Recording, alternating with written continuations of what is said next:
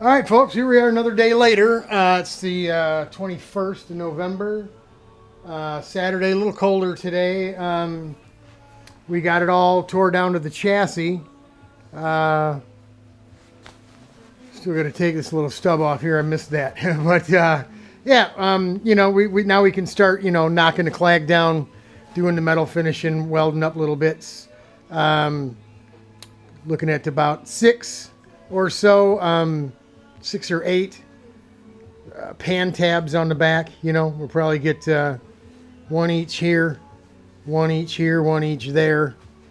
Nothing along the motor, so a couple here, maybe 1 or 2 up in there. So we'll just take a look, see what we got going on.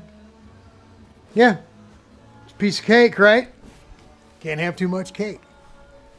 That's it. Really isn't a heck of a lot to it, is there? I was telling Rich, I think maybe I want to tie these in with some flat stock. It's like 1/8 inch, just steel strap, and so maybe just run a couple pieces across here, just so that way when you get to the track and you can step in and then get in like we do with our fiberglass seats. When I was tacking this on and snuck up in here over the side to sit down, these bolts were out. I hadn't put any bolts here. These bolts were out because the floor tray was already gone. And I sat here and the thing, I almost went right through, even though that piece of aluminum was on there. So, if it's bolted here, obviously it, like a drum skin, it won't move. But I just, with a fiberglass seat, you just have this sense of security that you'd have to grind the daylights out of that fiberglass seat for a while before you'd run your butt keister right on the ground. So here wouldn't take very long at all, with nothing under you but a piece of 090 aluminum or something, So yeah, we'll tie this in a little bit here too, just to add a little bit of peace of mind there. That's it. We'll get to the metal finishing and all that stuff tomorrow. As much as we can. I mean, there isn't a lot of metal finishing to do.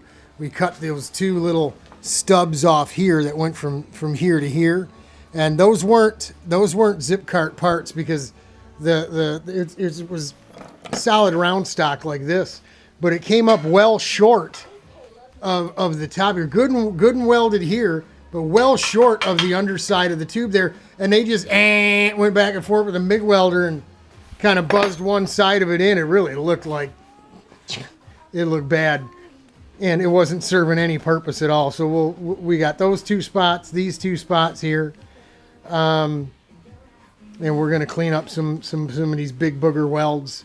We'll warm this up or whatever and move this back. All the snaps got to come off. We might do a little filling here, little weld filling and metal finish. And then we got that spot underneath. We found some damage to this thing. I don't know if it's been wrecked or what, but you see that tube's got a nice bite in it. So we'll go slow. We won't get it super hot. We'll put a bead there, and then a bead, and then a bead, and then we'll just tack, just spot, and build it up. I know no one will see it, but I'll know it's there, and I'm going to want it right. So, we'll go ahead and just fill it with some weld and metal finish it back down. Once we get the paint off, we'll be able to see. Looks like somebody's been working in here. It's hard to tell exactly what's going on here, but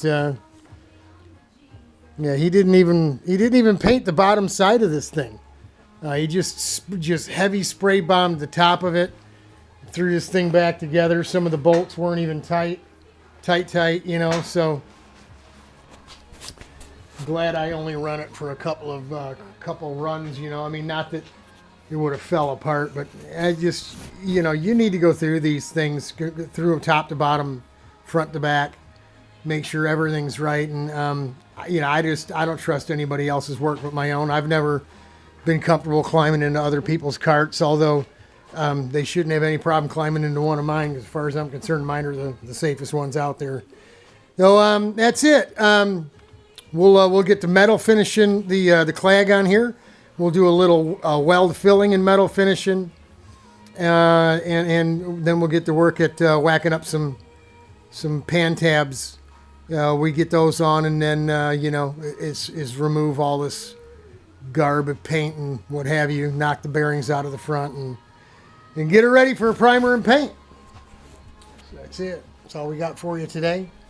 Out here playing around, messing around out here in Roseville. There she is over here. Boxes of parts and pieces and brakes, and so, we'll bring you some more next time. You know, God bless, Godspeed. Hang in there. We're praying for you.